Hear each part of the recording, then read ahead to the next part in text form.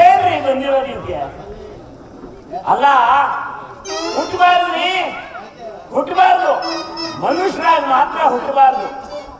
ಮನುಷ್ಯರಾಗಿ ಹುಟ್ಟಿದ್ರು ಪರವಾಗಿಲ್ಲ, ಬ್ರಾಹ್ಮಣರ ಹುಟ್ಟಬಾರ್ದು. ನೋಡಿ ನಮ್ಮ ಮನೆ ಹಾಳಾಗ. ಬ್ರಾಹ್ಮಣರ ಹುಟ್ಟಿದ್ರು ಪರವಾಗಿಲ್ಲ, ಮದುವೆ ಮಾಡ್ಕೋಬಾರ್ದ್ರಿ. ಮದುವೆ ಮಾಡ್ಕೊಂಡ್ರು ಪರವಾಗಿಲ್ಲ, ಎರಡೇಳು ಮಾತ್ರ ಮಾಡ್ಕೊಬಾರ್ದು. ನಮ್ಮ ಮನೆ ಹಾಳಾಗ ಬಡ್ಕೊಂಡೆ ನಮ್ಮಮ್ಮಂಗೆ, ಅಮ್ಮ ನನಗ್ ಮದುವೆ ಬೇಡ, ನನಗ್ ಮದುವೆ ಬೇಡ ಅಂತ ಬಡ್ಕೊಂಡೆ ರೀ. ಕೇಳ್ಬೇಕಲ್ಲ ಆ ಹುಡುಗಿ, ಮಗನೇ ಮಗನೇ ಸುಬ್ಬ ಭಟ್ಟ, ನನ್ನ ಪಿಂಡ ಹಾಕೋರು ಯಾರೋ ಮದುವೆ ಮಾಡ್ಕೊಳ್ಳೋ, ವಂಶ ಉಳಿಲಿ ಅಂತ ಹೇಳಿದ್ರು. ಅದೇ ಮಾತು ಕೇಳಿ ಒಂದು ಮದುವೆ ಮಾಡ್ಕೊಂಡೆ ರೀ. ಅವನು ಮನೆ ಹಾಳಾಗ 3 ವರ್ಷ ಆಯ್ತ್ರಿ, ಮಾಡೋ ಪ್ರಯತ್ನ ಎಲ್ಲ ಮಾಡಿದೀನಿ. ಒಂದು ಹೆಣ್ಣಿನ ಮರಿ ಹುಟ್ಟೋದು ಬೇಡ ಹಾಕಿ ಹೊಟ್ಟೆನಲ್ಲಿ. ಅವನು ಮನೆ ಹಾಳಾಗ ಮತ್ತೆ ಶುರು ಮಾಡಿದ್ಲು ನಮ್ಮಮ್ಮ, ಮಗನೇ ಸುಬ್ಬ ಭಟ್ಟ 3 ವರ್ಷ ಆಯ್ತು, ಆಕೆಯಿಂದ ಏನು ಪ್ರಯೋಜನ ಆಗಿಲ್ಲ, ಮತ್ತೊಂದು ಮದುವೆ ಮಾಡ್ಕೊಳ್ಳೋ ಅಂತ ಹೇಳನೆ. ಏನು ಮಾಡ್ಲಿರಿ, ಮಾಡಿ ಮನೆ ಧನಲಕ್ಷ್ಮಿನ ಮತ್ತೊಂದ್ಸರಿ ಮದುವೆ ಮಾಡ್ಕೊಂಡೆ. ಆದ ಮೇಲೆ ಆ ಕಡೆಯಿಂದ ಬರ್ತಾ ಇದ್ದಾಳೆ. ಏನೇ ಅದು ರೀ ರೀ, ನಿನ್ನ ಮನೆ ಹಾಳಾಯ್ತು, ಅದೇನೇನು ಮಗಳು ರೀ ರೀ ಅಂತ. ನಾನೀಗ 3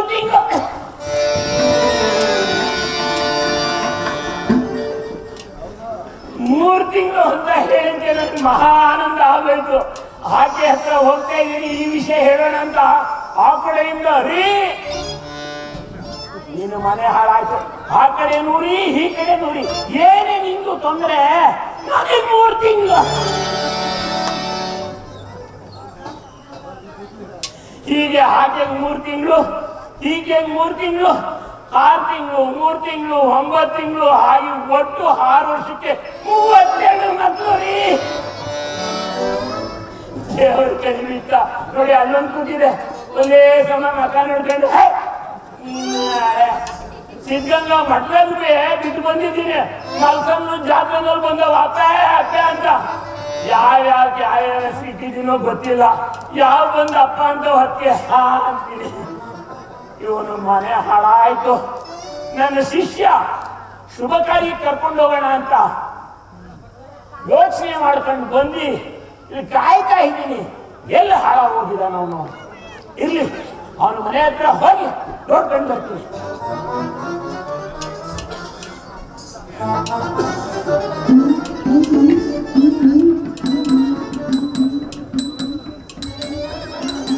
ಮಾನವ ಜನ್ಮ ಬಹಳ ದೊಡ್ಡದು, ಅದನ್ನು ಹಾನಿ ಮಾಡಿಕೊಳ್ಳಿದ್ದೀರಿ ಅಂತ ತಮ್ಮಂದರು ಹಿರಿಯವರು ಹೇಳಿದ್ದಾರೆ. ಅದನ್ನು ಮಾನವೀಯತೆ ಬಹಳ ದೊಡ್ಡದು. ಹೇಗೆ ಅಂದ್ರೆ, ಪ್ರಪಂಚದಲ್ಲಿ ಮಾತೆಯಂದರಿಗೆ ಬಹಳ ಮಹತ್ತರವಾದ ಸ್ಥಾನವನ್ನು ಕೊಟ್ಟಿದ್ದಾರೆ ದೇವರು. ಹೇಗೆ ಅಂದ್ರೆ, ನಾವು ಜನ್ಮ ತಾಳ್ಬೇಕಾದ್ರೆ ಆ ತಾಯಿಯ ಗರ್ಭದಲ್ಲಿ ತಾಯಿ ಯಾವ ರೀತಿ ನೋಡ್ಕೊಳ್ತಾಳೆ ಅಂತ ಹೇಳಿದ್ರೆ, ಗರ್ಭವನ್ನೇ ಗುಡಿಯಾಗಿರಿಸಿಕೊಂಡು, ರಕ್ತದಲ್ಲಿ ಅಭಿಷೇಕ ಮಾಡಿ, ಕರುಳನ್ನೇ ಹಾರವಾಗಿರಿಸಿಕೊಂಡು, ಪ್ರೀತಿ ಮಮತೆ ವಾತ್ಸಲ್ಯ ಸಂತೋಷದಿಂದ ಸಾಕಿ ಬಂದಿದ್ದಾಳೆ. ಅಂತಹ ತಾಯಿಯಂದರಿಗೆ ನಮ್ಮದೇ ನಮಸ್ಕಾರ. ಗುರುಗಳು ಹಾಗೂ ತಂದೆ ಇಬ್ಬರು ಒಂದೇ. ಯಾಕೆ ಅಂದ್ರೆ, ಗುರುಗಳು ಶಿಷ್ಯಂದರಿಗೆ, ತಂದೆ ಮಕ್ಕಳಿಗೆ ತಾವು ಕಲಿತ ವಿದ್ಯೆಗಳನ್ನು ಒಂದು ಧಾರೆ ಹೇಳಿದ್ದಾರೆ. ಅಂತಹ ಗುರು ತಂದೆಯರಿಗೆ ಹೃದಯಪೂರ್ವಕವಾದ ನಮಸ್ಕಾರ. ಪ್ರೇಕ್ಷಕರ ಮೊದಲ ಕಲಾವಿದರು, ಆ ಪ್ರೇಕ್ಷಕರ ಕಲಾವಿದರಿಂದಲೇ ಈ ಕಲಾವಿದರು. ಆದ್ರಿಂದ ಪ್ರೇಕ್ಷಕ ಕಲಾವಿದರಿಗೆ ವಿಶೇಷವಾದ ನಮಸ್ಕಾರ. ವಶಿಷ್ಠ ಮಹಾಮುನಿಗಳು ಶ್ರೀರಾಮಚಂದ್ರ ಪ್ರಭುಗಳಿಗೆ ಯೋಗಾಭ್ಯಾಸವನ್ನು ಹೇಳಿಕೊಟ್ಟು ಮರ್ಯಾದ ಪುರುಷೋತ್ತಮ ಅಂತ ಬಿರುದನ್ನು ತಂದುಕೊಟ್ಟಿದ್ದಾರೆ. ಅದಕ್ಕೋಸ್ಕರ ಯೋಗ ವಾಸಿಷ್ಠ ಎಂಬ ಗ್ರಂಥವನ್ನು ಕೂಡ ರಚಿಸಿದ್ದಾರೆ. ನಮ್ಮ ಶ್ರೀರಾಮಚಂದ್ರ ಪ್ರಭುಗಳು ಗುರುಗಳು ಹೇಳಿಕೊಟ್ಟ ಯೋಗಾಭ್ಯಾಸವನ್ನು ಸತತವಾಗಿ ಮಾಡಿದಕ್ಕೋಸ್ಕರ ಅವರಿಗೆ ಮಾತೃವಾತ್ಸಲ್ಯ, ಪಿತೃವಾಕ್ಯ ಪರಿಪಾಲನೆ, ಏಕಪತ್ನಿ ವ್ರತಸ್ಥ, ಭಾತೃವಾತ್ಸಲ್ಯ, ಪ್ರಜೆಗಳ ಪ್ರೀತಿ ವಿಶ್ವಾಸ ಇವೆಲ್ಲವನ್ನು ಪಡ್ಕೊಳ್ಳಲು ಸಾಧ್ಯ ಆಯಿತು. ನೋಡಿ, ನಾವು ಕೂಡ ಜೀವನದಲ್ಲಿ ತಂದೆ ತಾಯಿಗಳನ್ನು ನೋಡ್ಕೊಂಡ್ಬಿಟ್ಟು ಯೋಗಾಭ್ಯಾಸದ ಮುಖಾಂತರ ಅವರಿಗೆ ನೋಡ್ಕೊಳ್ಳುವಂಥ ಕೆಲಸ ಮಾಡಿಬಿಟ್ರೆ ದೊಡ್ಡ ಭಾಗ್ಯ. ಅದರಿಂದ ಅವರೆಲ್ಲ ಆಚರಣೆಯನ್ನು ತೋರಿಸೋದಕ್ಕೆ ಇಷ್ಟಪಡ್ತಾರೆ.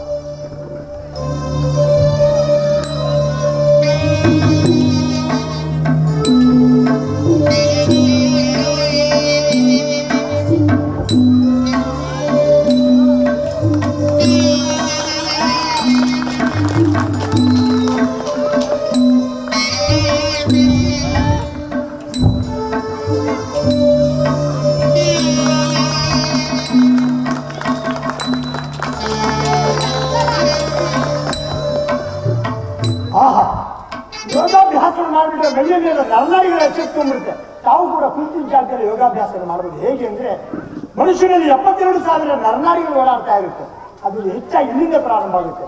ತಾವು ಅವಾಗ ಚಪ್ಪಾಳೆ ಹೊಡಿತಾ ಇದ್ರೆ ಆರೋಗ್ಯ ಕಾಪಾಡಿಕೊಳ್ಬಹುದು. ಕಲಾವಿದರಿಗೆ ಪ್ರೋತ್ಸಾಹ, ನಿಮಗೆ ಪುನರುತ್ಸಾಹ. ಆಹಾ, ಆನಂದ. ನಾವು ಜೀವನದಲ್ಲಿ ಕಲಿಬೇಕು ಮಾಡೋದ್ರಿಂದ ನಮಸ್ಕಾರ. ಯಾಕೆಂದ್ರೆ ಅದು ನಮ್ಮ ಸಂಸ್ಕಾರ. ಅದೇ ದಾರಿಯಲ್ಲಿ ನಡೆದರೆ ನಮ್ಗೆ ಸಿಗುತ್ತೆ ಪುರಸ್ಕಾರ. ಅಡ್ಡ ದಾರಿ ಹೇಳಿದ್ರೆ ಯಾವಾಗಲೂ ಸಿಗುತ್ತೆ ಬರೀ ಬಹಿಷ್ಕಾರ. ಆದ್ರೆ ಮೊದಲು ನಮಸ್ಕಾರವನ್ನು ಮಾಡ. ನಮ್ಮ ಗುರುಗಳು ಹೇಳ್ತಿರೋ ವಿದ್ಯೆಯನ್ನೆಲ್ಲ ತಮ್ಮ ಮುಂದೆ ಪ್ರಸ್ತುತಪಡಿಸಿದ್ದೀವಿ.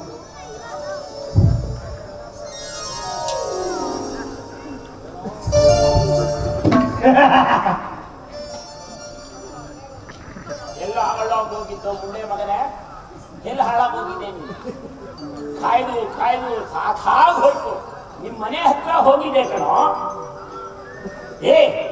ಏನ್ ಬಂತ ಬರಸಿಡಿಯಲ್ಲಿ ಬಂದಾಗ ಬಂದು ಆ ಕಡೆ ಹೋಗಿದೆಯಲ್ಲ ಮೂತಿ ಮುಖ ಎಲ್ಲ. ಆ ತರ ಎಲ್ಲ ಬೈದ್ರೆ ನಾನು ಕೋಪ ಬರಲ್ಲ. ಕೋಪ ಬರಲ್ಲ ಅಂದ್ರೆ ನಾನು ಕಾಯ್ದು ಸಾಕಾಗಿ ಹೋಗಿದ್ದೀನಲ್ಲ. ನೀವು ಹೇಳಿಕೊಟ್ಟ ವಿದ್ಯಾಭ್ಯಾಸವನ್ನು ಹೇಳ್ಕೊಡ್ಲಿಕ್ಕೆ. ಹೌದು, ನಾನು ಹೇಳ್ಕೊಟ್ಟಿದ್ದೆಲ್ಲ ವಿದ್ಯಾಭ್ಯಾಸ ಮಾಡ್ತಿದ್ದು. ಇದೇನು ಎದುರಿನಿಂದಲ ಕ್ರೀಡಾಂಗಣನು. ನಾನು 35 ಮಕ್ಕಳು ತಂದ್ಬಿಟ್ಟು ಇಲ್ಲಿ ಆಟ ಆಡಿಸ್ಬಿಡ್ತೀನಿ. ಹುಷಾರಾಗಿರು. ಅದು ವಿಚಾರ ವಿಚಾರ. ನಾನು ನಿಮ್ಮ ಮನೆ ಹತ್ರ ಹೋಗಿದ್ದೆ. ನಿಮ್ಮ ಆಕೆಯವರು ನನ್ನನ್ನ ಒಳಗಡೆ ಕರೆದು ಮಾತಾಡೋ, ಒಳಗಡೆ ಕರೆದು ಚಾಪೆ ಹಾಸಿ ಹಸಿ ಹಾಲಿಗೆ ಬಿಸಿ ತುಪ್ಪ ಹಾಕಿ ಶಾಸ್ತ್ರಿಗಳೇ ಕುಡೀರಿ, ಶಾಸ್ತ್ರಿಗಳೇ ಕುಡೀರಿ ಅನ್ನೋದ. ಸುಮ್ಮನೆ ಸಾಕು. ನಾನು ಮನೆಗೆ ಹೋದ್ರೆ ನೀರು ತಂದ್ಕೊಡಲ್ಲ. ಇವ್ರು ಕೊಡೋದು ಚಾಪೆ ಹಾಕ್ಬಿಟ್ಟು ಹಾಲು ತಂದು ಅದನ್ನು ಕೇಳಿದೆ ಕಣೋ. ಎಲ್ಲಿ ಹೋಗಿದ್ದಾರೆ ನಿಮ್ಮ ಮನೆಯವರು ಅಂತ. ಹೊರಗೆ ಹೋಗಿದ್ದಾರೆ ಅಂದ್ಬಿಟ್ರು. ಎಲ್ಲಿಗೆ ಹೊರಗೆ ಹೋಗಿದ್ದಾರೆ ಅಂದ್ರು. ಹೊರಗೆ ಅಂದ್ರೆ ನಾನು ಹೊರಗೊಟ್ಟೋಗಿದ್ದಾರೆ ಅನ್ಕೊಂಡೆ. ಆಮೇಲೆ ಹೇಳಿದೆ, ಏನಮ್ಮ ಮಕ್ಕಳು ಮರಿ ಏನು ಇಲ್ವೇ, ನೀನ್ ಬಂದು ಹಾಲು ತಂದು ಕೊಡ್ತಿದೀಯಲ್ಲ ಅಂತ ಕೇಳೋದಕ್ಕೆ ಆಕೆ ಏನೇ ಹೇಳ್ಬೇಕು. ಏನು ಪ್ರಯೋಜನ ಇಲ್ಲ ಶಾಸ್ತ್ರಿಗಳೇ ಅಂದ್ರು.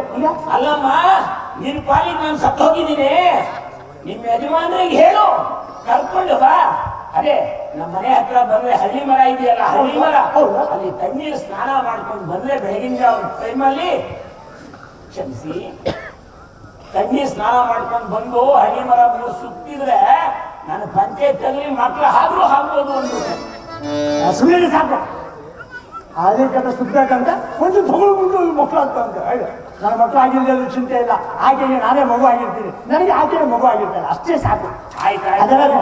ಏನಾದ್ರೂ ಹಾಗೆ ಸೀತಾ ಮಾತೆಯವರು ತುಳಸಿ ಪೂಜೆ ಕಾರ್ಯಕ್ರಮ ಇಟ್ಕೊಂಡಿದ್ದಾರೆ. ಹೌದೇ? ನಮ್ಗೆ ಒಳ್ಳೆ ರುಚಿಯಾದ ಓದಿನ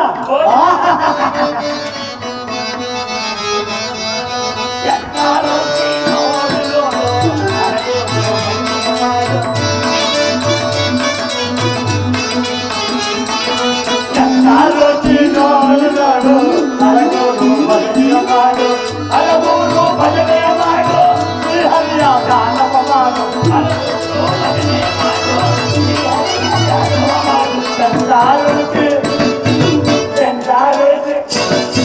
ಚಂದಾರುಚಿ ನೋಡು ನೋಡು, ಹಲಗೂರು ಭಜನೆ ಮಾಡು.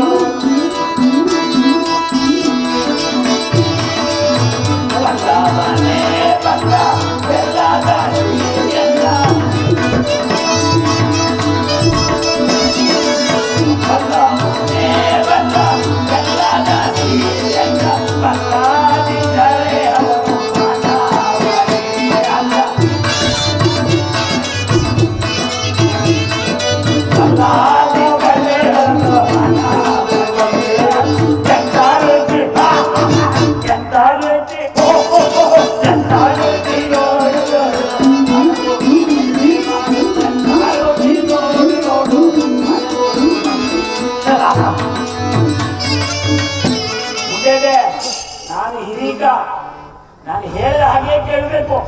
ಅಲ್ಲಿ ಬಂದು ಪ್ರತಿಷ್ಠೆ ಏನಾದ್ರು ಮಾಡಿದ್ರೆ ಬಟ್ಟೆ ಸೆಳೆದಿರ್ತೀನಿ. ಗೊತ್ತಾಯ್ತೆ? ಬಾ ಹೋಗೋಣ.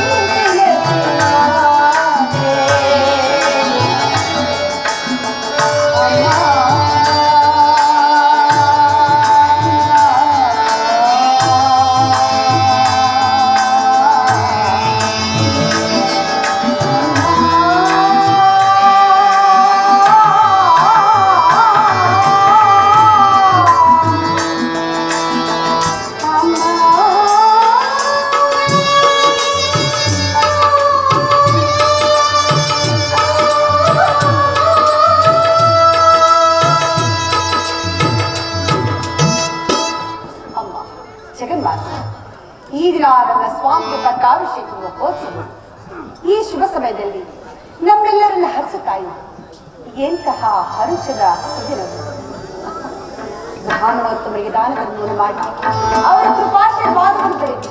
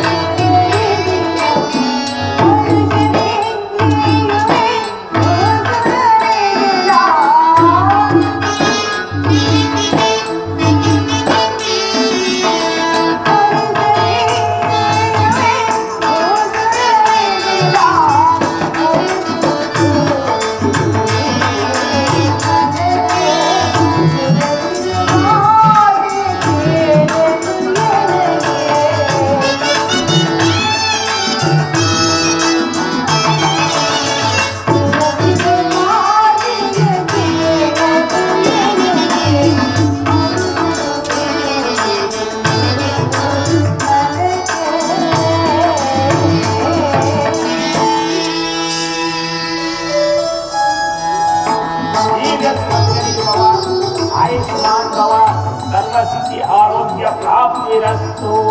ಶುಭವಾಗಲಿ ಶುಭವಾಗಲಿ.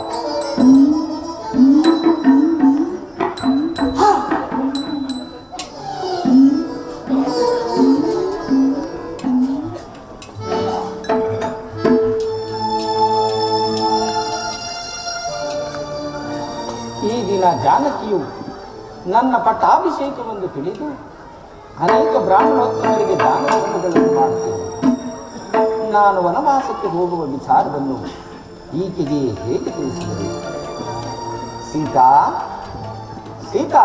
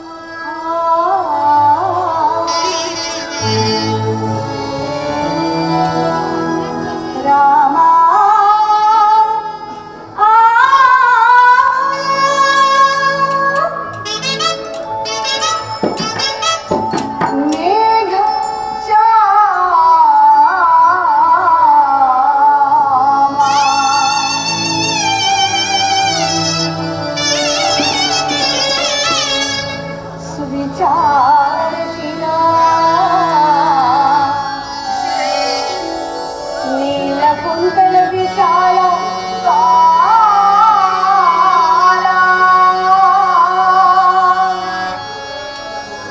ರಾಮನ ನೋಡುವೆ ಮನಗಡಿವ ತನಕ ಶ್ರೀರಾಮನಿಗಿರುವೆ ಕಸ್ತೂರಿ ತಿಲಕ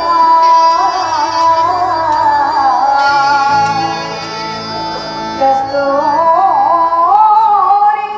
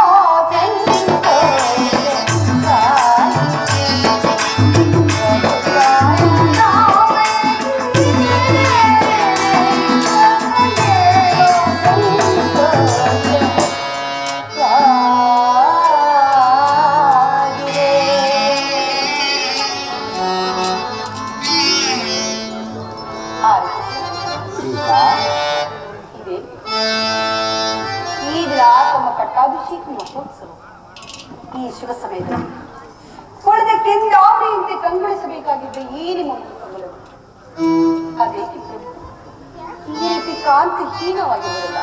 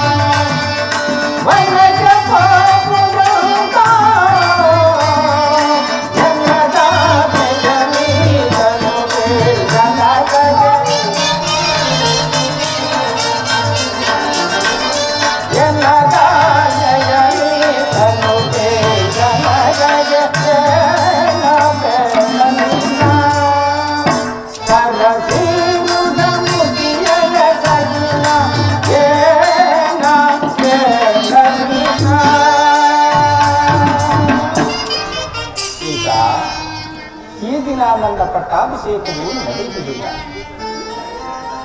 ಕಾರಣ ಸೀತಾ, ಹಿಂದೆ ದೇವಾಸುರರ ಯುದ್ಧದಲ್ಲಿ ನಮ್ಮ ಚಿಕ್ಕಮ್ಮನಾದ ಕೈಕಾ ಮಾತೆಯವರು ಮಾಡಿದ ಸಹಾಯಕ್ಕಾಗಿ ಮೆಚ್ಚಿ ನಮ್ಮ ಜನಕನು 2 ವರಗಳನ್ನು ಕೊಟ್ಟಿದ್ದರಂತೆ. ಅವುಗಳನ್ನ ಈಗ ಕೇಳಿಕೊಂಡಿರುವರು. ಏನು ಇದಾಗಿತ್ತು? 1ನೇ ವರಕ್ಕೆ ನನಗಾಗುವ ಪಟ್ಟಾಭಿಷೇಕವನ್ನು ನಿಲ್ಲಿಸಿ ನನ್ನ ಸಹೋದರ ಭರತನಿಗೆ ಪಟ್ಟಾಭಿಷೇಕವಾಗಬೇಕೆಂತಲೂ, ಸ್ವಾಮಿ 2ನೇ ವರಕ್ಕೆ ನಾನು ನಾರುನುಡಿಯನ್ನು ಹೊಟ್ಟು ಜಟಾವಲ್ಕಲ ದಾರಿಯಾಗಿ 14 ವರ್ಷ ವನವಾಸಕ್ಕೆ ಹೋಗಬೇಕೆಂತಲೂ ಹೇಳಿಕೊಂಡಿರುವುದು. ಅದಕ್ಕಾಗಿ ನಾನು ವನವಾಸಕ್ಕೆ ಹೋಗುವೆನು.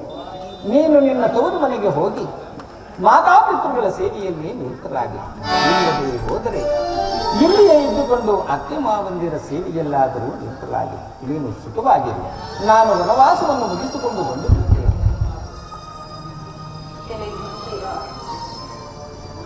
ಎಲೆ ವಿಧಿ, ನಿನ್ನ ಹೊರೆಯವರೆಷ್ಟೊಂದು ಕಠಿಣವು. ನನ್ನ ಆಸೆಗಳೆಲ್ಲವೂ ನಾಶವಾಗಿ ಹೋದವು. ನನ್ನ ಬೈದಿಗಳೆಲ್ಲವೂ ಬಯಲಾಗಿ ಹೋದವು. ಆಯುಪುತ್ರ ಸೀತಾ, ಮರದ ನೆರಳು ಮರವನ್ನು ಆಶ್ರಯಿಸುವಂತೆ ನಾನು ನಿಮ್ಮ ಚರಣದಾಸಿ, ನಿಮ್ಮ ಕಷ್ಟ ಸುಖಗಳಲ್ಲಿ ಭಾಗಿಯುವ ಅದು ನಿಮ್ಮ ನಗಲಿ ಅರಗಳಿಗೆಯೂ ಬದುಕುಳಿಯುವ ಶಕ್ತಿ ನನ್ನಲ್ಲಿಲ್ಲ ಸ್ವಾಮಿ, ನನ್ನಲ್ಲಿಲ್ಲ. ಸೀತಾ,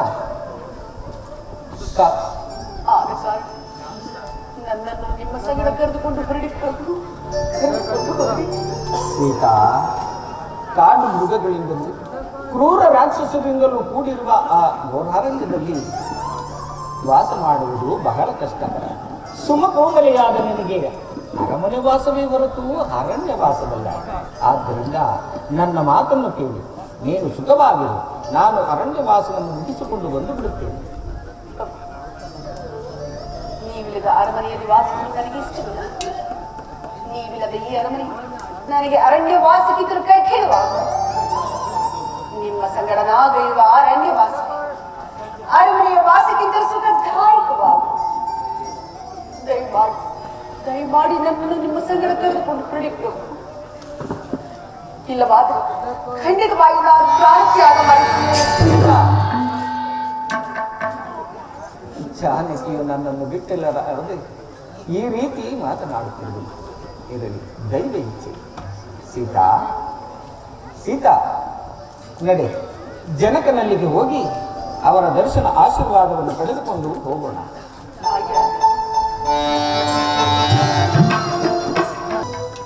ಅಣ್ಣ ನಮಸ್ಕರಿಸುವನು. ಲಕ್ಷ್ಮಣ, ನಿನಗೆ ಮಂಗಳವಾಗಲಿ.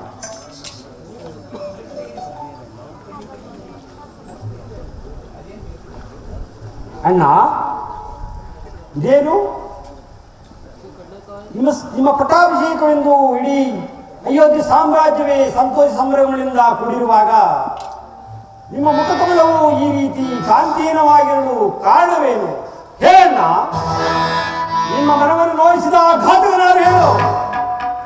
ಅವನು ಇಂದ್ರನಾಗಲಿ ಚಂದ್ರನಾಗಲಿ ಅವರ ಬ್ರಹ್ಮಾಂಡ ದೊಡ್ಡ ಪ್ರಚಂಡ ಪ್ರಭಾವಿತರಾಗಲಿ ಅವರ ರುಂಡ ಮುಂಡವನ್ನು ರಂಡ ದೇವತೆಗಳಿಗೆ ರಕ್ತದೋಪೆಯನ್ನು ಏರಿಸುತ್ತೇನೆ.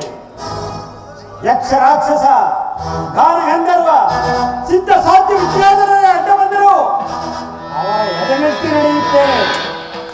ಬ್ರಹ್ಮಾದಿ ಬೃಂದಾರಕರೊಂದಾಗಿ ಬಂದರು ಅವರನ್ನು ಅಂದಗಿಡಿಸಿ ಬಂದ ದಾರಿಯಲ್ಲೇ ಹಿಂತಿರುಗುವಂತೆ ಮಾಡುತ್ತೇನೆ.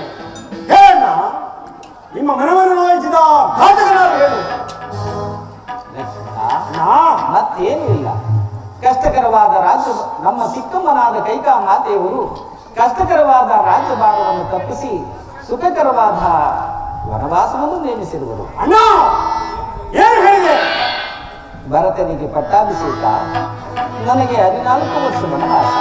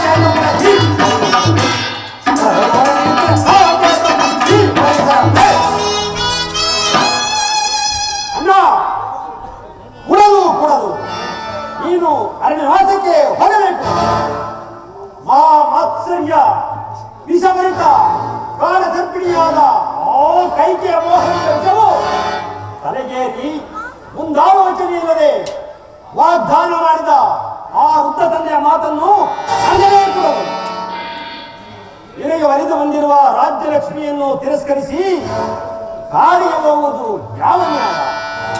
ಕೀರ್ತಿ ಪರಾಕ್ರಮಗಳಿಂದ ಪ್ರಜಾರಂಜಿತನಾಗಿರುವ ಜ್ಯೇಷ್ಠ ಪುತ್ರನನ್ನು ಅಡವಿಗಟ್ಟಿ ಕನಿಷ್ಠ ಪುತ್ರನಿಗೆ ಪಟ್ಟಾಭಿಷೇಕ ಮಾಡುವುದು ಯಾವ ಧರ್ಮ? ಧರ್ಮ ಮಾರ್ಗವನ್ನು ಮೀರಿ ನಡೆಯುವಾತನು ತಂದೆಯಾದರೂ ಸರಿ, ಗುರು ಆದರೂ ಸರಿ, ಶಿಕ್ಷಾರ್ಹ ಅಪರಾಧವೆಂದು ಧರ್ಮಶಾಸ್ತ್ರವು ಹೇಳುತ್ತಿರುವುದು. ಹೀಗಿರುವಲ್ಲಿ ಕಿರಿಯ ಹೆಂಡತಿಯ ಮಾತಿಗೆ ಮನಸ್ಸೋದು ನಿನಗೆ ಅರಣ್ಯವಾಸವನ್ನು ವಿಧಿಸಿರುವ ಆ ತಂದೆಯೂ ಸಹ ಶಿಕ್ಷಾರ್ಹನಲ್ಲವೇ? ಆಜ್ಞಾಭಂಗಂ ನರೇಂದ್ರ ದಂಡ ಆಯೋಗದಂತೆ ನೀವೇಗಲೇ ತಂದೆಯ ಮಾತನ್ನು ತಿರಸ್ಕರಿಸಬೇಕು. ಧರ್ಮಾತ್ಮನು ಕುಲಜೇಷ್ಠನೂ ಆದ ನಿನ್ನ ಮೇಲಿನ ದ್ವೇಷ ಅಸೂಯೆಗಳಿದ್ದನು, ತನ್ನ ಮಗನ ಮೇಲಿನ ಮನಗಾರಗಳಿದ್ದನು. ರಾಜನೀತಿ ಧರ್ಮವನ್ನು ಉಲ್ಲಂಘಿಸಿ ಕ್ಷತ್ರಿಯ ಕುಲಕ್ಕೂ ರಾಜ್ಯ ಪದವಿಗೂ ಕಳಂಕ ಬೆಸಗಿರುವ ಕುಲದ್ರೋಹಿ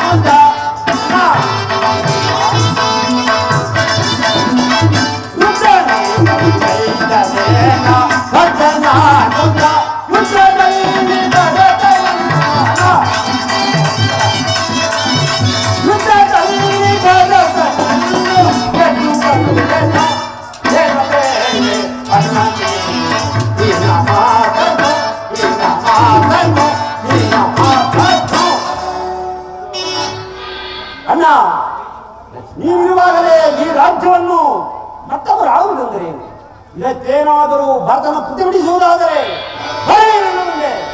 ಅದಕ್ಕೆ ತಕ್ಕ ಪ್ರತಿಕ್ರಿಯೆಯನ್ನೇ ಮಾಡಿಬಿಡುತ್ತೇನೆ. ಲಕ್ಷ್ಮಣ, ಮಾತೃವಾಕ್ಯವನ್ನು ಪರಿಪಾಲನೆ ಮಾಡುವುದು ಸುಪುತ್ರರಾದ ನಮ್ಮಗಳ ಕರ್ತವ್ಯವಲ್ಲವೇ? ಈ ಕಾಲದಲ್ಲಿ ನೀನು ದುಡುಕಬಾರದು. ಶಾಂತನಾಗು ಲಕ್ಷ್ಮಣ, ಶಾಂತನಾಗು. ನಾನು ವನವಾಸವನ್ನು ಮುಗಿಸಿಕೊಂಡು ಬಂದು ಬಿಡುತ್ತೇನೆ. ಅಣ್ಣ, ಧರ್ಮಗುಣಾದ ತಮ್ಮ ಮಾತಿಗೆ ಪ್ರತಿಯಾಡುವುದೆಂದು ಭಾವಿಸಬೇಡ. ಚಿಕ್ಕಂದಿನಿಂದಲೂ ನಿಮ್ಮನ್ನು ಬಿಟ್ಟು ಒಂದೆರಗಳಿಗೆ ಕೂಡ ಇದ್ದವನಲ್ಲ. ಹೀಗಿರುವಲ್ಲಿ 14 ವರ್ಷಗಳು ಬಿಟ್ಟಿರಲು ಸಾಧ್ಯವಿದೆ. ಆದ್ದರಿಂದ ನಾನು ಸಹ ತಮ್ಮ ಜೊತೆಯಲ್ಲಿ ವನವಾಸಕ್ಕೆ ಬರುವೆನು. ನನಗೆ ಅಪ್ಪಣೆಯನ್ನು ಕೊಡಿ. ಲಕ್ಷ್ಮಣ, ಜಾನಕಿಯು ನನ್ನ ಸಂಗಡ ವನವಾಸಕ್ಕೆ ಹೊರಟಿರುವುದು. ಈಗ ನೀನು ನನ್ನ ಸಂಗಡ ವನವಾಸಕ್ಕೆ ಬಂದರೆ ಇಲ್ಲಿ ಮಾತಾಪಿತೃಗಳ ಸೇವೆಯನ್ನು ಮಾಡುವರ್ಯಾರು? ಭರತನ ರಾಜ್ಯಭಾರ ಕ್ರಮವನ್ನು ಎಚ್ಚರಿಕೆಯಿಂದ ನೋಡಿಕೊಳ್ಳುವರ್ಯಾರು?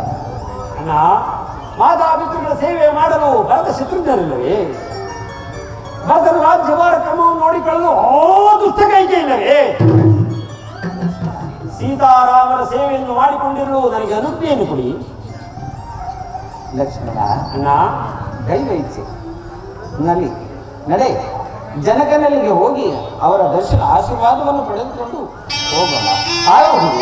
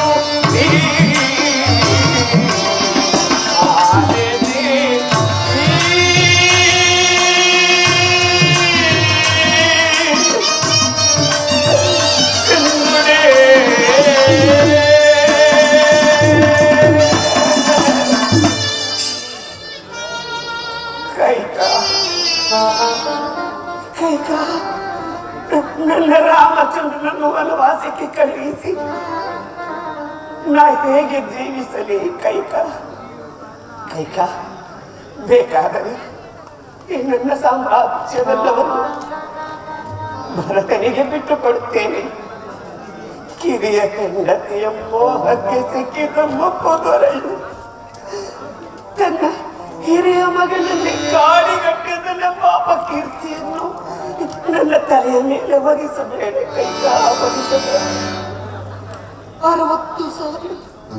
60,000 ವರ್ಷಗಳ ರಾಜ್ಯಾಭಾರ ಮಾಡಿದ ಈ ನನ್ನ ಮನೆ ಮುಕುಟದಲ್ಲಿ ಕೈಕ ನನ್ನ ಮಮ ಪ್ರಾಣನಾದ ರಾಮಚಂದ್ರನ ಅರಣ್ಯವಾಸವನ್ನು ತಪ್ಪಿಸು. ಸಾಕು ಮಾಡಿ ನಿಮ್ಮ ಗೋಳಾಟವನ್ನು. ಈ ನಿಮ್ಮ ದೂತ ವಿನಿಯೋಕ್ತಿಗಳಿಗೆ ಮರುಳಾಗಲು ನಾನೇನು ಬೆಪ್ಪಳಲ್ಲ. ಪ್ರಾಣೇಶ್ವರ, ಇದೇನಿದು? ಕೊಟ್ಟ ಮಾತು ನಡೆಸಿಕೊಳ್ಳಾದೆ ಈ ರೀತಿ ವೆಚ್ಚ ಪಡುತ್ತಿರುವಿರಲ್ಲ, ನಿಮಗೆ ನಾಚಿಕೆ ಆಗುದಿಲ್ಲರಿ? ಈಗಲಾದ್ರೂ ಹೇಳಿದಿರಿ, ಆಡ್ದ ಮಾತಿಗೆ ತಪ್ಪಿದೆ ಎಂದು ಹೇಳಿಬಿಡಿ. ನಾನು ಎಲ್ಲಿಯಾದ್ರೂ ಹೋಗಿ ವಿಷಪಾನ ಮಾಡಿ ಪ್ರಾಣ ತ್ಯಾಗ ಮಾಡಿಕೊಳ್ಳುತ್ತೇನೆ. ಆಟವನ್ನು ಬಿಡದ ಹೆಂಗಸಿದು ಕೆರಳಿದ ಪಿಶಾಚಿಗೂ ವ್ಯತ್ಯಾಸವೇನಿರುವುದು? ಬ್ರಹ್ಮನು ನಿನ್ನ ಹೃದಯದಲ್ಲಿ ಕರುಣೆ ಎಂಬುದನ್ನು ಲವಲೇಶವಾದರೂ ಹಿಡದಿಲ್ಲವೇ? ಇಲ್ಲ. ರಾಮಚಂದ್ರ, ಅಯ್ಯೋ ಕುಮಾರ ರಾಮ,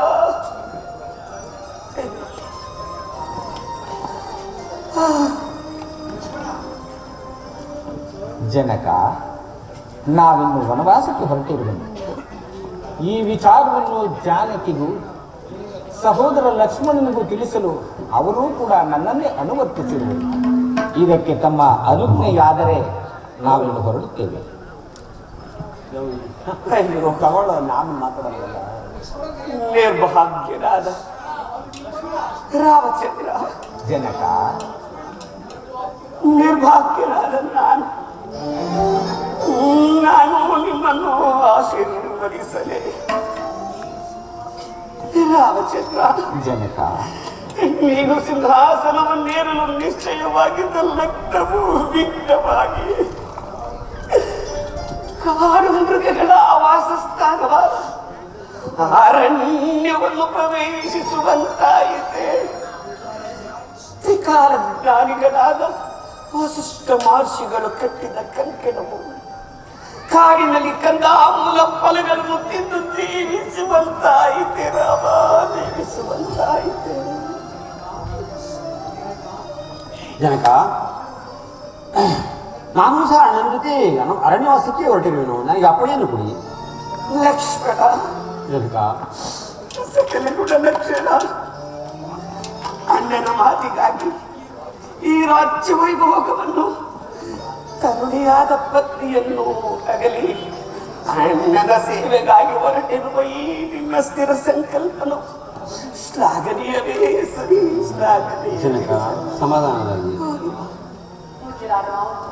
ನನ್ನ ಸ್ವಾಮಿ ಸಂಗಡ ಅರಣ್ಯವಾಸಕ್ಕೆ ಸೀತಾ, ಅಯೋಧ್ಯ ಸಾಮ್ರಾಜ್ಯ ಲಕ್ಷ್ಮಿ, ನೀನು ಸಹ ನಿನ್ನ ಪತಿಯ ಹಿಂದೆಯೇ ಹೊರಟೆಯೇ ನಮ್ಮ? ಅವಳು ಹೋಗಿ ಬಿಡಿ. ಅಯ್ಯೋ, ಪತಿವ್ರತ ಶಿರೋಮಣಿಯಾದ ಈ ನಿನ್ನ ಮಾತುಗಳಿಗೆ ಪ್ರತಿ ಹೇಳುವ ಶಕ್ತನಲ್ಲ ತಾಯಿ, ಶಕ್ತನಲ್ಲ. ಹೋಗಿ ಬಾ. ಅಯ್ಯೋ, ಎಂತ ವಿಚಿತ್ರವಿದೆ. ಒಂದು ಕಡೆ ಪತಿಯ ವಾಗ್ದಾನವನ್ನು ನೆರವೇರಿಸಲು ತನ್ನ ಪ್ರಾಣವನ್ನು ಅರ್ಪಿಸಲು ಸಿದ್ಧನಾಗಿರುವ ಸತಿ ಶಿರೋಮಣಿ, ಇನ್ನೊಂದು ಕಡೆ ತನ್ನ ಸುಖ ಸಂತೋಷಗಳಿಗೆ ಪತಿಯ ಪ್ರಾಣವನ್ನು ಹೀರಲು ಸಿದ್ಧನಾಗಿರುವ ಮೃತ್ಯು. ಪ್ರಾಣೇಶ್ವರ, ಅಯ್ಯೋ, ಒಂದು ಕಡೆ ಪುಣ್ಯದ ನಿಧಿ, ಮತ್ತೊಂದು ಕಡೆ ಪಾಪದ ಜಲಧಿ, ಒಂದು ಕಡೆ ದೇವತಾ ಹೃದಯ, ಮತ್ತೊಂದು ಕಡೆ ದಾನವ ಹೃದಯ. ಅಯ್ಯೋ ಅಯ್ಯೋ, ಈ ದೃಶ್ಯವನ್ನು ನೋಡುತ್ತಿರುವ ಈ ನನ್ನ ಕಣ್ಣುಗಳು ಹಿಂಗಬಾರದೆ.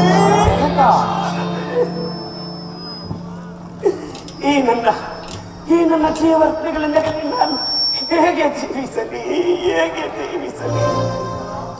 ಕೈಕ, ಕೈಕಾದೇವಿ ನಿನಗೆ ಕೈ ಮುಗಿದು ಬೇಡಿಕೊಳ್ಳುವೆನು.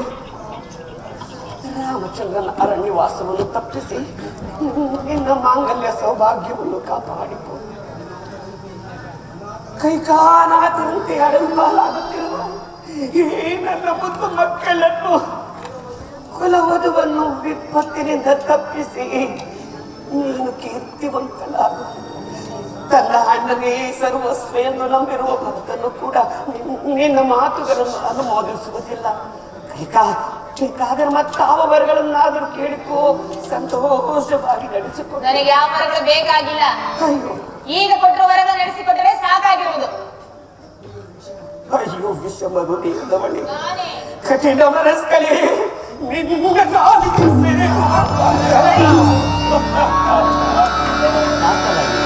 ಸೇವೆ ರಾಮಚಂದ್ರ ರಾಮ ಜನಕ ಶಾಂತರಾಗಿ ಮಕ್ಕಳೇ ರಾಮ ಲಕ್ಷ್ಮಣ ಅಯ್ಯೋ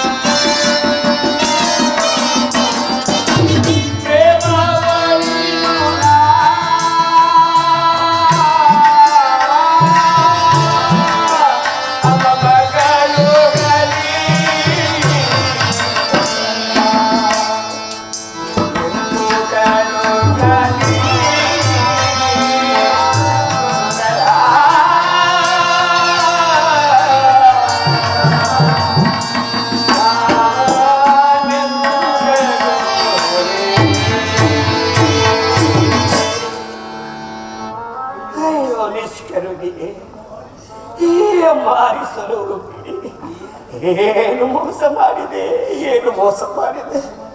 ಸುಮಂತ್ರ ಸುಮಂತ್ರ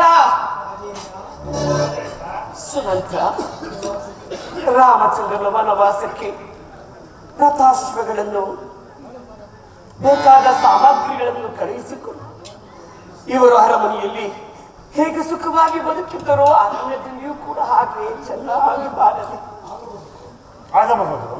ನಿಲ್ಲು ಸುಮಂತ್ರ. ನಿಲ್ಲಪ್ಪ, ರಾಜಾಜ್ಞೆಯಾಗುತ್ತಿದೆ. ನಿಲ್ಲಪ್ಪ, ಮಹಾರಾಣಿಯವರು ಏನೋ ಆಜ್ಞೆ ಮಾಡುತ್ತಿದ್ದಾರೆ. ನಿಲ್ಲಪ್ಪ.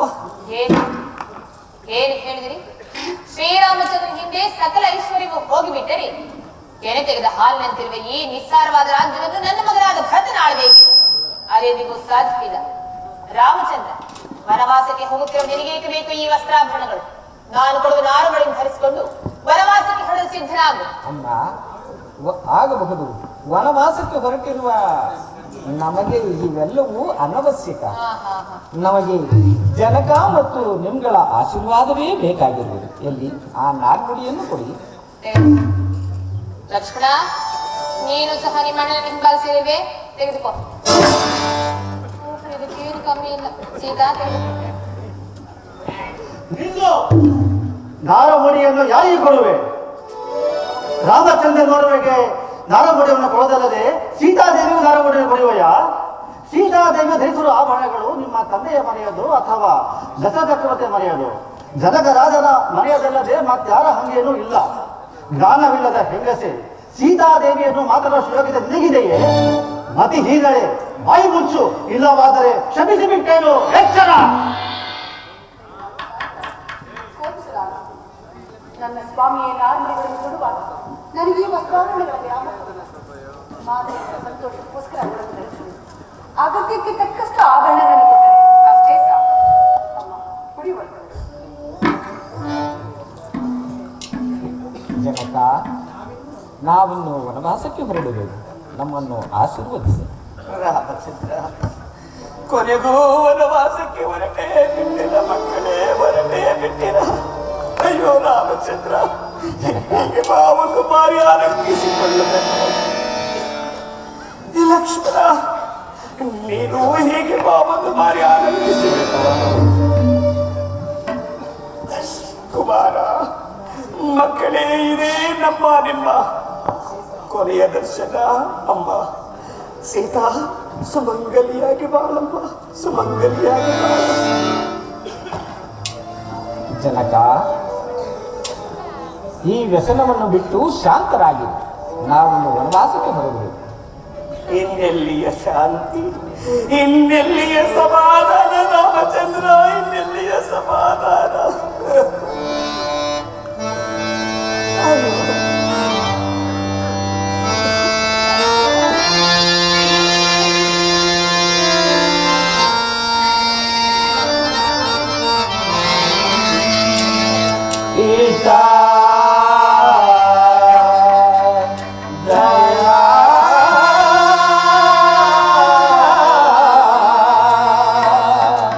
ಸಾಗರ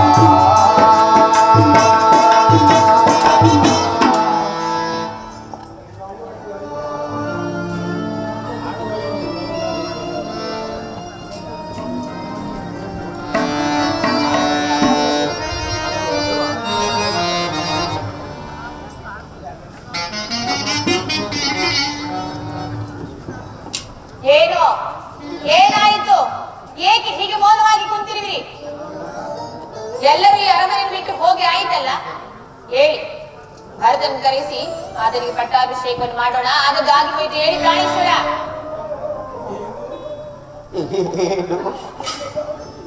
ಏನು ನನ್ನ ರಾಮಚಂದ್ರನು ವನವಾಸಕ್ಕೆ ಹೊರಟೇ ಬಿಟ್ಟನೆ. ರಾಮಚಂದ್ರ ನಿನ್ನದೇ ಬದುಕಿದ್ದಾನೆ. ರಾಮ ಅಯ್ಯೋ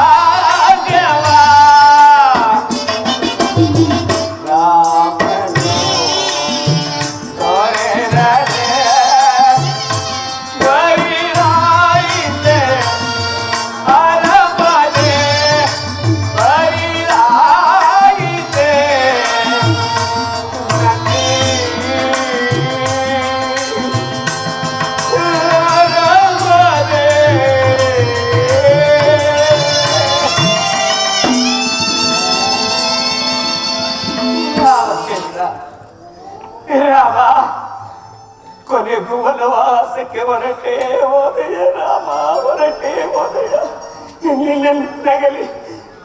ನಗಲಿ ಒಂದರ ಗಳಿಗೆಯೂ ಕೂಡ ನಾನು ಬದುಕಿರಲಾರೆ.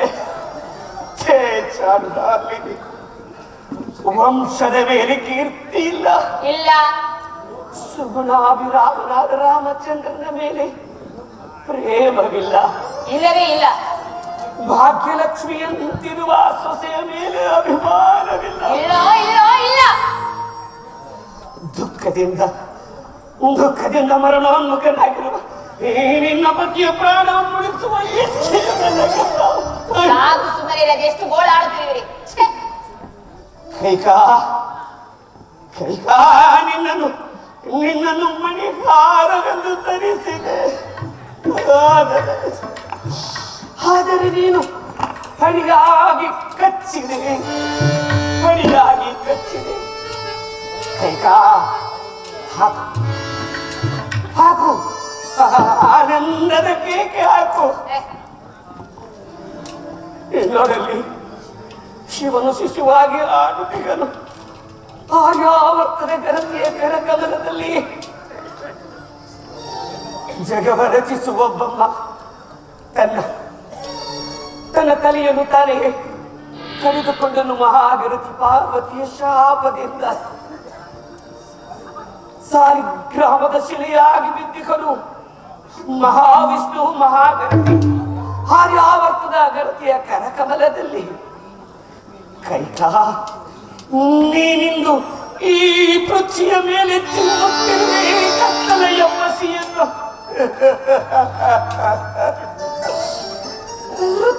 ನಿನ್ನನ್ನು ಆಕ್ಷೇಪಿಸಿ ಫಲವೇನು? ಇದು ನನ್ನ ಪ್ರಾರಬ್ಧದ ಫಲ. ಅದು ಸರಿ, ನಾನು ಅದಾವ ಅಪರಾಧ ಮಾಡಿದೆನೆಂದು ಈ ಶಿಕ್ಷೆ. ಓಹೋ, ಈಗ ನನ್ನ ನೆನಪಿಗೆ ಬರುತ್ತಿದೆ. ಹಿಂದೆ ಶಬ್ದವೇದಿ ಬಾಣಾಭ್ಯಾಸ ಸಮಯದಲ್ಲಿ ಯಾವುದೋ ಪ್ರಾಣಿ ಎಂದು ಭ್ರಮಿಸಿ ಓರ್ವ ಋಷಿಕುಮಾರನನ್ನು ಕೊಂದು ಪಡೆದ ಪ್ರಾರಬ್ಧದ ಫಲ. ನಾವು ಹೇಗೆ ಮಕ್ಕಳ ದುಃಖದಿಂದ ಮರಣ ಒಂದು ತಿರುಗುವೋ ಆಗಿ ನೀನು ಸಹ ನಿನ್ನ ಮಗನ ದುಃಖದಿಂದಲೇ ಮರಣ ಹೊಂದು ಅಂದು ತಾಂಡವ ಮುನಿಗಳು ನೀಡಿದ ಶಾಪದ ಫಲ ಈಗ ಫಲಿಸುತ್ತಿದೆ.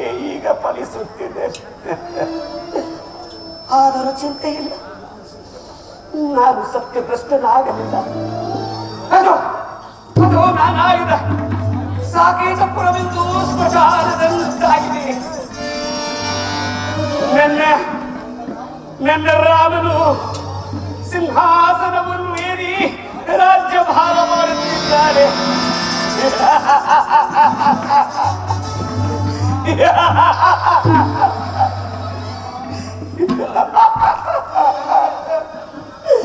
ರಾಮ, ಲಕ್ಷ್ಮಣ, ಭರತ, ಶತ್ರುಘ್ನ, ನನ್ನನ್ನು ಕ್ಷಮಿಸಿಬಿಡಿ ಮಕ್ಕಳೇ, ನನ್ನನ್ನು ಕ್ಷಮಿಸಿಬಿಡಿ.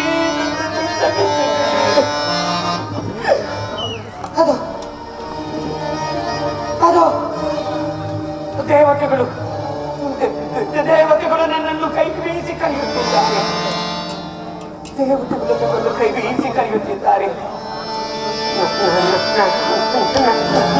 ನನ್ನ ನಾಲಿಗೆಯು ಬಿಗಿಯುತ್ತಿದೆ,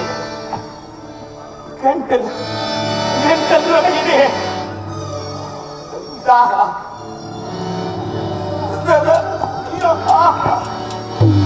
ನೀನು ರಾಮ,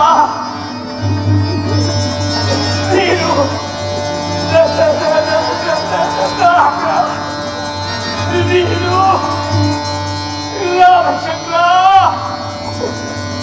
ರಾಮಚಂದ್ರ ಕುಮಾರ, ನೀನು ರಾಮಚಂದ್ರ, ನೀನು ರಾಘವ, ರಾಮಚಂದ್ರ. ಅಯ್ಯೋ,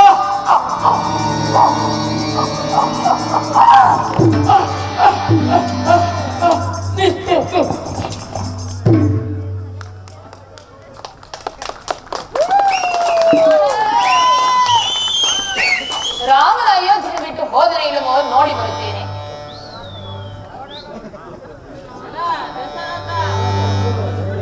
ಹೋಗಿರುವುದು ಹಬ್ಬ. ಈಗ ನನ್ನ ಮನಸ್ಸಿಗೆ ಸಮಾಧಾನವಾಯಿತು. ರಾಮನೊಬ್ಬನನ್ನೇ ವನವಾಸಕ್ಕೆ ಹೋಗು ಎಂದು ಹೇಳಿದೆ. ಆದ್ರೆ ಹಿಂದೆ ಸೀತಾ ಲಕ್ಷ್ಮಣ ಸಹಿತ ವನವಾಸಕ್ಕೆ ಹೋಗಿಬಿಟ್ಟರು. ಏನೇನು ಆದಷ್ಟು ಬೇಗ ಭರತನನ್ನು ಕರೆಸಿ ಆತನನ್ನು ಪಟ್ಟಾಭಿಷೇಕನನ್ನಾಗಿ ಮಾಡೋಣ. ಪ್ರಾಣೇಶ್ವರ, ಓಹೋ, ನನ್ನ ಮೇಲೆ ಕೋಪಗೊಂಡಿರುವೇನು?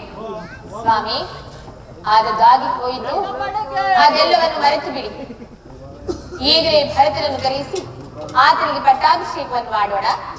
ಪ್ರಾಣೇಶ್ವರ, ಹೇಳಿ ಸ್ವಾಮಿ, ಇನ್ನು ನನ್ನ ಮೇಲೆ ಕೋಪವೇ? ಪ್ರಾಣೇಶ್ವರ, ಇದೇನಿದು? ಪ್ರಾಣೇಶ್ವರ,